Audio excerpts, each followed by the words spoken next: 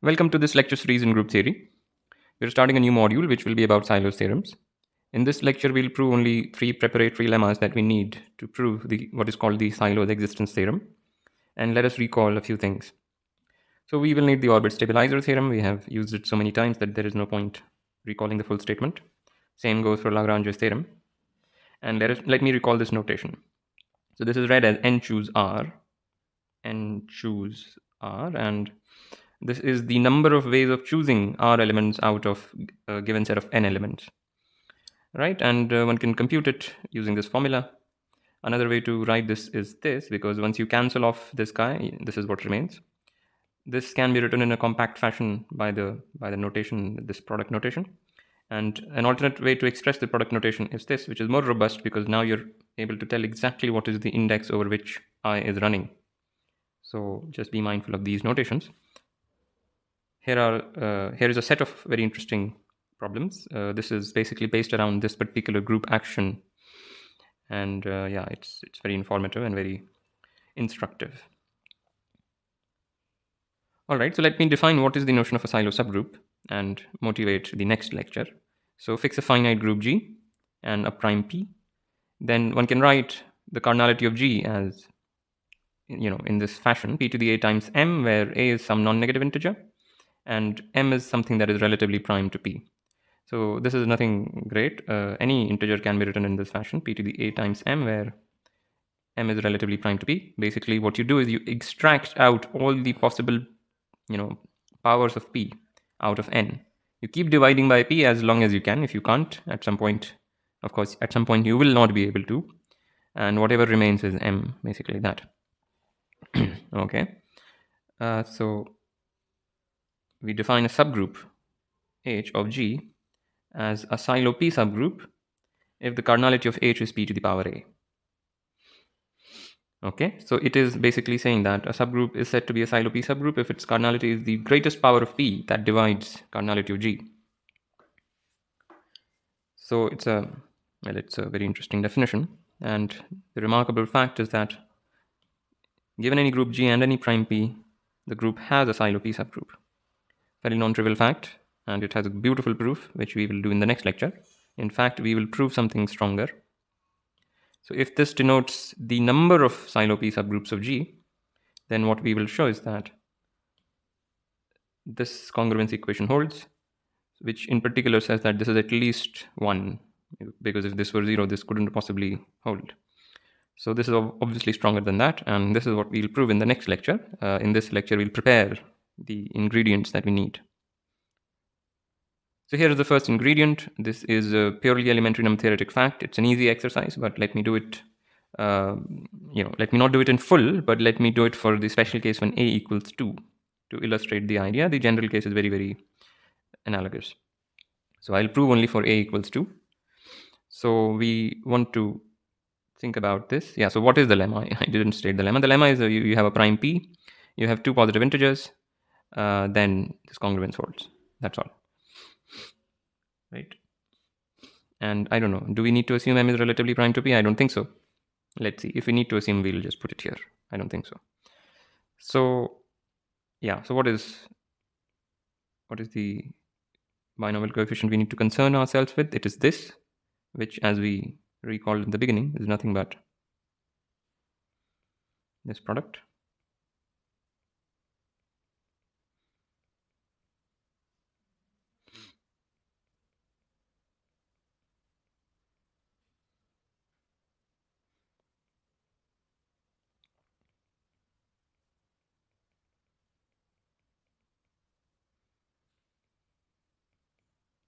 Right? It is equal to that product. And let me expand this out. So the term corresponding to I equals 0 is P square M. Then we will take all the products from, rather than using I will use a K for a specific reason. So you will see what this next term is. This is that term. And now what does the meaning of this?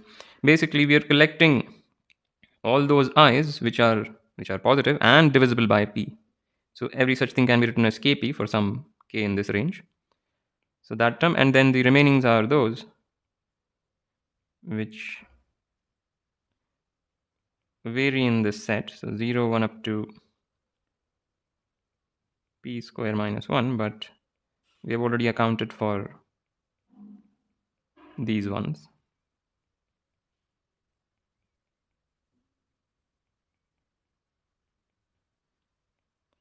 Right? So it looks horrendous, but it is not very horrendous. So once again, basically I was running over all these indices. So in the first two terms, we have accounted for all these indices. So we are left with these indices. This notation perhaps you're not familiar with. This is a set A, this is a set B. And when we put this kind of symbol between, then we mean those elements which are in this set but not in that set. So you take out all these things from this set. So, okay, so we have accounted for a bunch of indices in this product, and those indices are these. The remaining indices are these, and therefore we just product over the remaining indices so that this term is that term. Similarly for the denominator. So the denominator is p square, then product from k equals 1 to p minus 1, p square m, sorry, not p square m, it's just p square minus kp, product I from 0, 1, p square minus 1, take away the things you've already accounted for,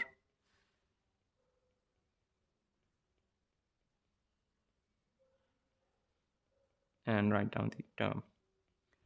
Wonderful. So this is just something that we will need, and let's say this thing p square m choose p square, this is, let's say, congruent to x. It's congruent to something, let's call that x modulo p, and we want to show that x is congruent to m modulo p. That is the statement that we want to prove. So here what we can do is we can cancel off p square. Oops. We can cancel off p square, right? And now we can also cancel off, here we can, in these two terms we can cancel off a p to the power 1. So to do that, this goes away, that goes away, right? So all I did was took out a p from here, took out a p from there, and cancelled it out. So what this becomes is, let me erase the things that got cancelled. So this is what we get. So this number is that number, and hence this is congruent to x modulo p. All right. So now, since this horrendous thing is congruent to x modulo p, we can multiply both sides by that. So what I'm saying is, let me not write this. So what we have is this whole thing is congruent to x modulo p. So we just multiply both sides of this congruence by the denominator. So on the left hand side we will see this, the numerator, and the right hand side we will see x times that, right? And now here is the point. This term is divisible by p. So in this congruence, this is a congruence equation. So I may very well erase this part. It doesn't matter because that thing is divisible by p. Similarly, I can erase this part. So what we get is just, this is minus k. Right? So the congruence is a little bit simpler. Okay. And similarly, I can erase this guy. That term was also divisible by p. This term is also divisible by p. So I can erase that part. All right. So that is what the congruence now looks like. But note, each of these terms is relatively prime with p, because neither I nor k is divisible by p. That because if you just look at the ranges, I is ranging over things which are not divisible by p, and so is k. So these terms are not divisible by p, and hence this is relatively prime to p, and it is exactly that term that you see here. So these two things are exactly the same. Let me put that in a bracket. So the things in square brackets are exactly the same and are relatively prime to p, so we can cancel it off. So this cancels with that, and we get m is congruent to x modulo p. That's it. That's the proof. This is what we wanted to show. All right, so that's the first preparatory lemma. Now for the second preparatory lemma. Suppose we have two positive integers m and b, and suppose we have a group G of size the product of m and b, and fix a subset S of G of size b. Assume, or not assume, let us define this as that. So what is GS? GS is, by definition, that set. And this notation is just the set of all the left translates of the subset S by all the group elements. If S were a subgroup, this would precisely be all the left cosets of the subgroup. But here S is just some arbitrary subset, and we define this as the set of all the left translates of S by group elements. And if the size of the set of all the left translates is M, then some element of this is a subgroup of G, and in fact, a unique element of this is a subgroup of G. So here, what we will end up proving is that it's not just some; it's a unique element. Uniqueness will be easy. It's just the existence that requires some argument. It's an easy lemma. All right. So stare at it before looking at the proof.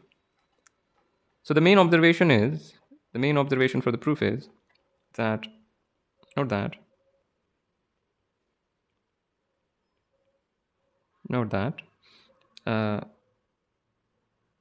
this. So yeah, I'm always assuming that S is non-empty. That goes without saying. Yeah, it has some positive cardinality. I don't need to say that. Yeah, fine. So note that LGS is a partition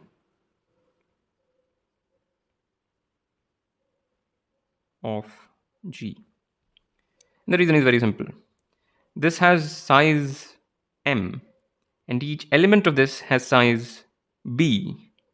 So together, their total size can be at most Bm, meaning if you union all the things here, you get something with size at most Bm. But it is easy to see that the union of all the things here is all of the group G. So to do this, first note that. So I'm just explaining this first line. So first of all, union of G in S, GS, which is same as union of Y, I don't know what to write it, Y in LGS, Y. This is all of the group G. Right? That's very easy because if you fix a group element, call it H, you can produce that. If S is some arbitrary element in S, then instead of G, just write HS inverse. So HS inverse capital S will contain the element H. So this is easy. And so what I was saying was, here you have M elements. Each element has size B, but their union has size MB. So those no two distinct elements can intersect, right? So the general statement that I'm invoking, which is a very easy statement, is that if A1 ... AM are subsets of some set G, this is a set theoretic statement, and union AI, yeah, so, and union AI is G, and some of the cardinalities is at most that, then this is a partition of G.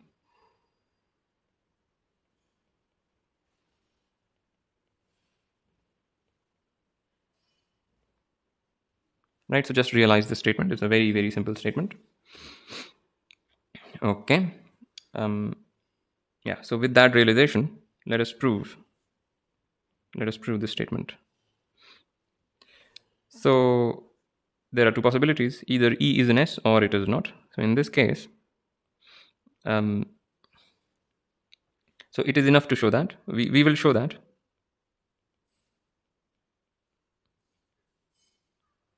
S is a subgroup.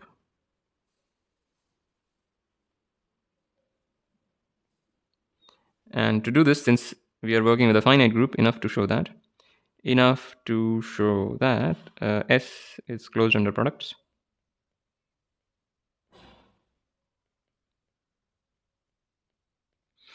Right, so fix A and B in S, and the goal is to show that the product is an S. Right, so how do we do that? We have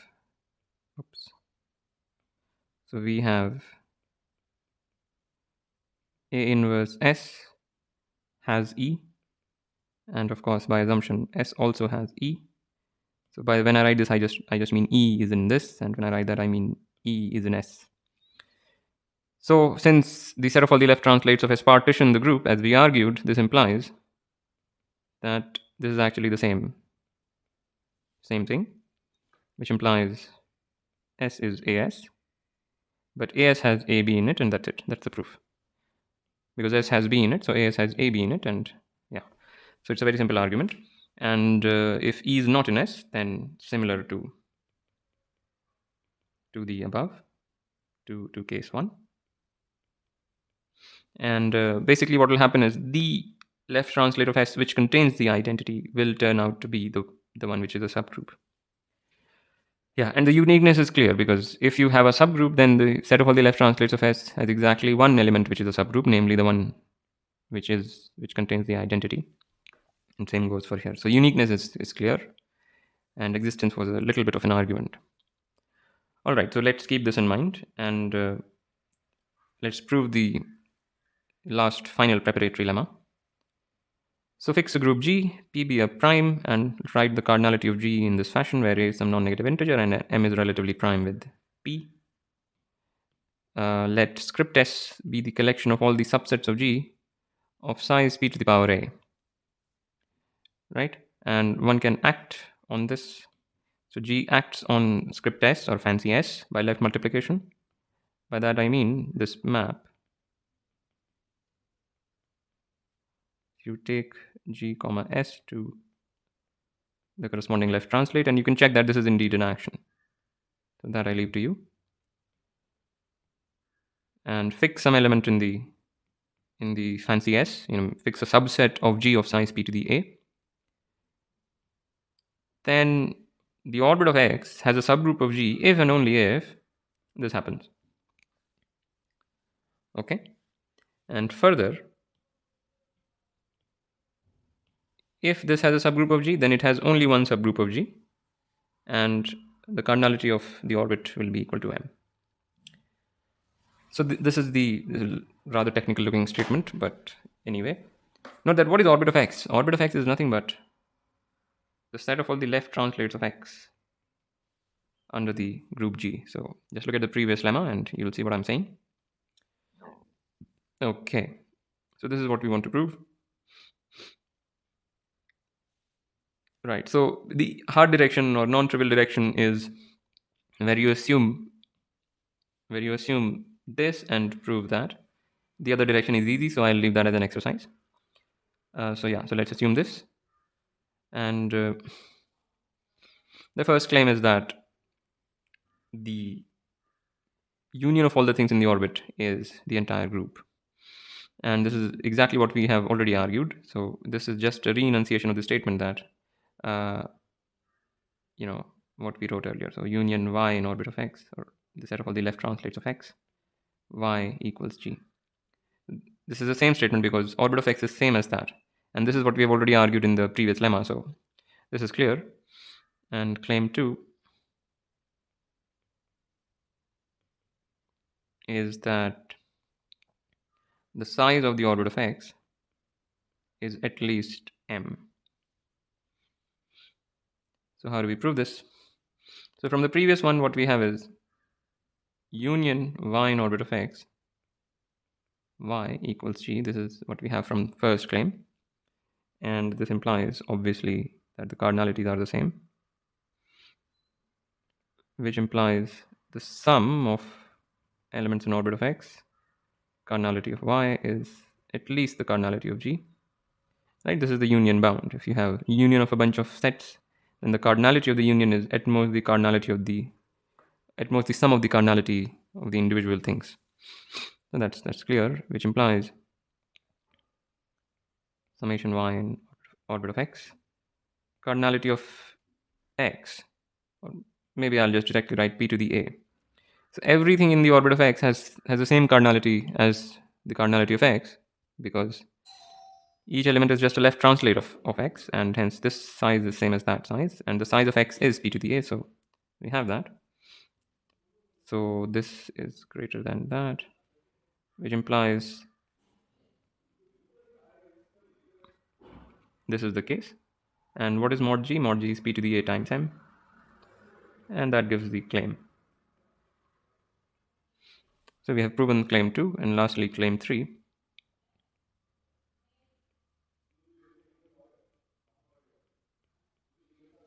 This is the last claim. Yeah.